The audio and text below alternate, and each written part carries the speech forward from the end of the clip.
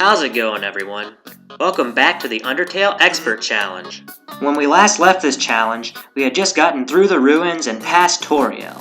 Now, what we're not going to do in Snowdin right away is save the game. I am going to recommend only using one save in Snowdin, and you'll want to use that save as close as you can to the Papyrus fight. Luckily, the enemies in Snowdin have some of the easiest attacks to dodge in the entire game, so that's going to enable us to get through a lot of Snowdin without having to save and restore our health.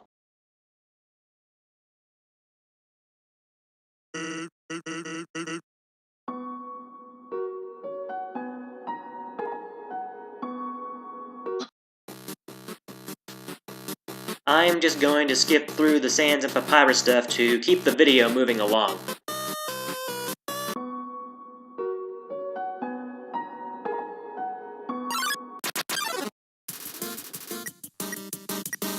So against Snowdrake, we have to see what he says first before we know what action we can take. Because he said macaroni and freeze, we want to laugh at his joke and then we can spare him. His attack isn't too hard to dodge, but you just want to be careful because it's kind of random. Just try to stay as close as you can to the middle just so you can see what direction the attack comes from, and it shouldn't be too hard to dodge.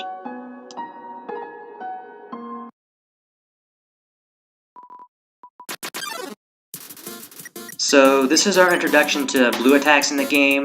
If you've played Undertale before, you know that blue means if you don't move, the attack won't damage you. To get past Doggo, we just have to pet him and then spare him.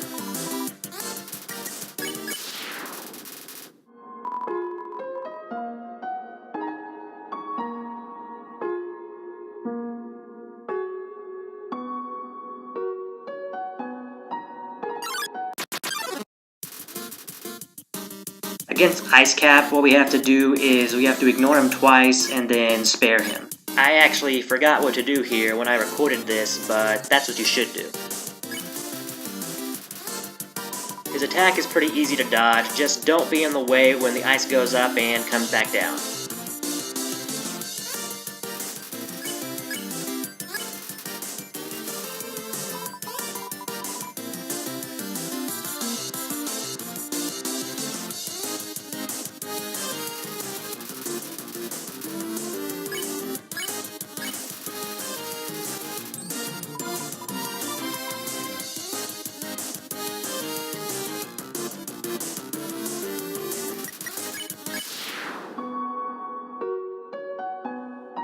We're gonna skip past this part.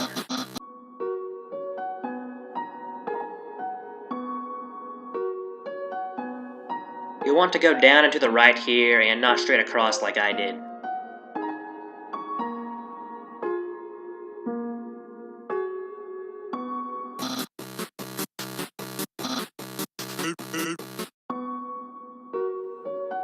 There's a save spot here, but I don't want to save just yet.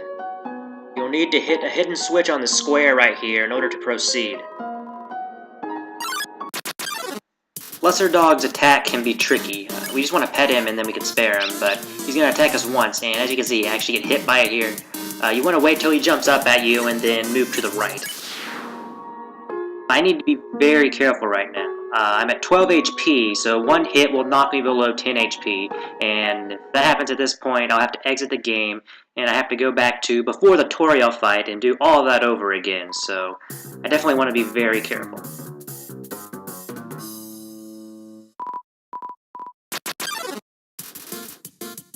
So to beat this fight, we just have to roll around, re-sniff, and then pet both of the dogs.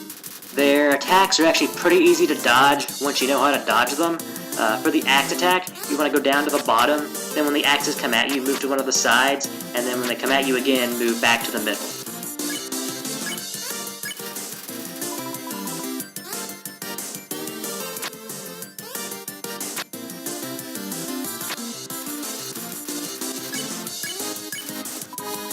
For this attack, position yourself to dodge the white hearts and don't move when the hearts get to you.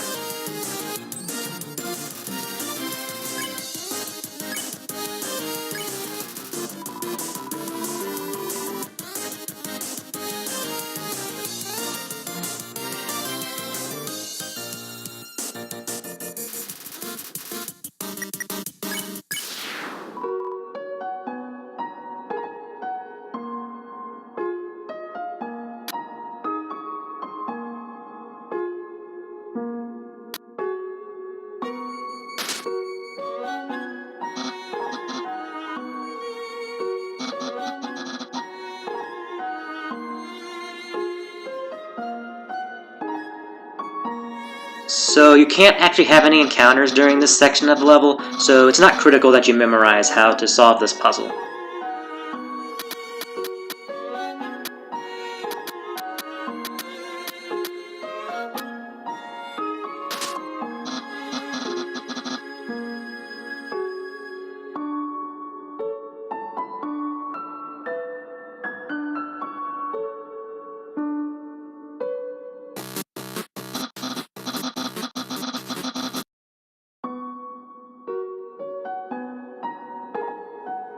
I'm going to go ahead and save here. There's only one more fight before Papyrus, but I don't want to take any chances with just 12 HP, so I'm going to go ahead and save. I'm going to skip ahead a little bit to our next encounter.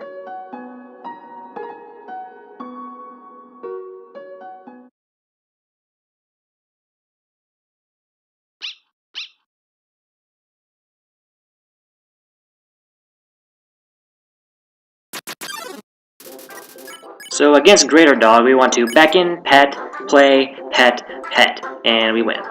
For the Sleeping Dog attack, just don't move.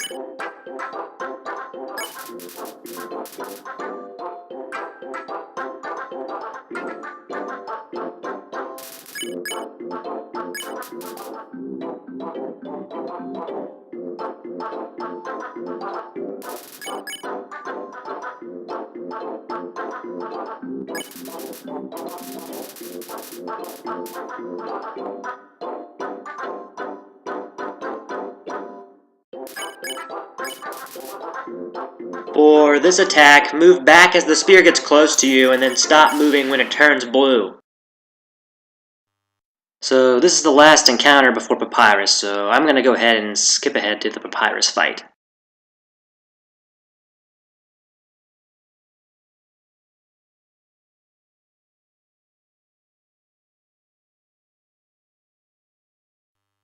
So without any armor, each attack from Papyrus will do 4 damage, so this is going to be a 3-hit fight. So you'll need to spare Papyrus for the actual fight to begin.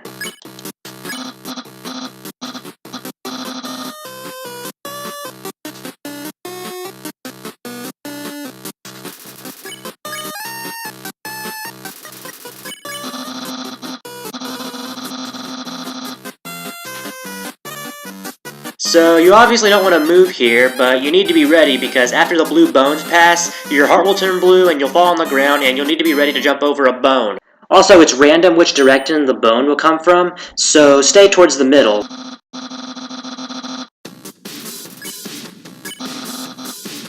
So this boss is probably going to take you some practice, and a good way to practice this is if Papyrus kills you, he doesn't actually kill you. If he knocks you to 1 HP, he will capture you, and then you can just come back and fight him again. So you can just use that to practice against him, and then when you're ready, go back to your save file and try to beat him.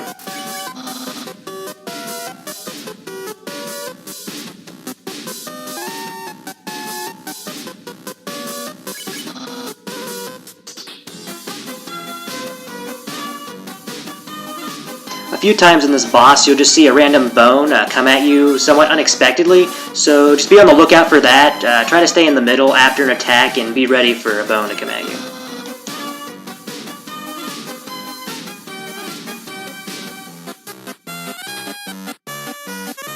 Okay, here's where the boss starts to get a little bit tough. When these mountains of bones come at you, you need to practice getting right up to them and jumping at them at the angle of the mountain. This is going to happen a lot in this boss, and it's going to get faster as the boss goes on.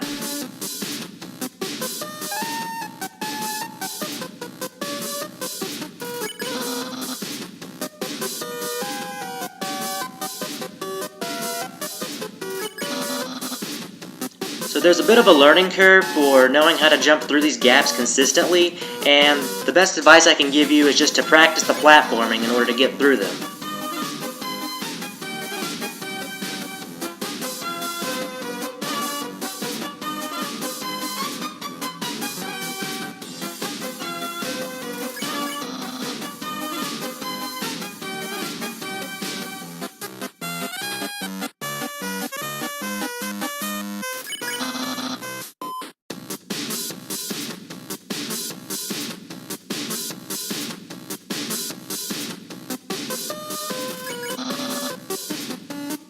As you can see here, you will need perfect timing to jump over these mountains of bones.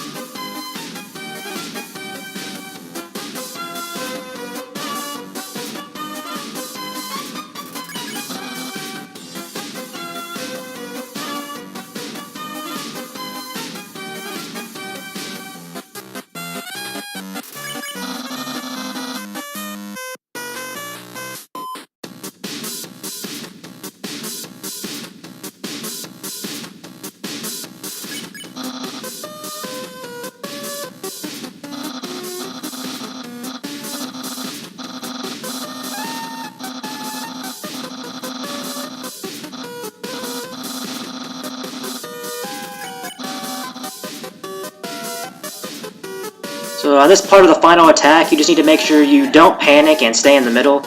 You'll see I got hit there because I moved to the left, and I shouldn't have done that, so just make sure you stay there in the middle.